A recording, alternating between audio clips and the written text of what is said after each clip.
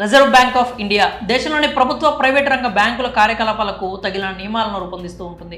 Banking regulation act మేరకు ఆ బ్యాంకులు నడుచుకోవాలి. ఒకవేళ రూల్స్ అతిక్రమిస్తే కఠినమైన చర్యలు తీసుకుంటుంది.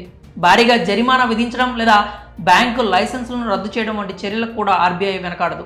ఈ మధ్యకాలంలో కొన్ని బ్యాంకులు నష్టపోవడం, దివాలా తీయడం వంటి ఘటనలు చోటు చేసుకుంటున్నాయి. 2023లో నిబంధనలకు విరుద్ధంగా పనిచేసిన బ్యాంకులకు ఊహించని షాక్ ఇచ్చింది RBI. Reserve bank of India ఏకంగా 17 బ్యాంకుల లైసెన్సులను రద్దు చేసింది. 2023లో ఆర్బీఐ మొత్తం 17 బ్యాంకులపై కొరడా జల్పించింది. బ్యాంకింగ్ రెగ్యులేషన్ యాక్ట్ కింద రూల్స్ ఉల్లంఘించిన బ్యాంకుల లైసెన్సులను రద్దు చేసింది. ఇందులో Lucknow urban cooperative bank, Shankarrao Pujari Nutan Nagari Sahakari bank limited, Shri Sharada Mahila cooperative bank, Harihareshwar సహకార బ్యాంక్ మొదలైనవి ఉన్నాయి. బ్యాంకింగ్ రూల్స్ను అతిక్రమించడం, సరైన ఆదాయ మార్గాలు లేకపోవడం, మూలధనం లేకపోవడం వంటి కారణాలతో ఆర్బీఐ ఈ నిర్ణయం తీసుకుంది. కాగా రిజర్వ్ బ్యాంక్ ఆఫ్ ఇండియా బ్యాంకుల లైసెన్స్ రద్దు చేయడంతో పాటు పలు ప్రభుత్వ, ప్రైవేటు బ్యాంకులకు భారీ జరిమానాలు కూడా విధించింది. మరి ఆర్బీఐ గతేడాది 17 బ్యాంకుల లైసెన్స్ రద్దు చేయడంపై మీ అభిప్రాయాలు ఏంటో కామెంట్స్ రూపంలో తెలియజేయండి.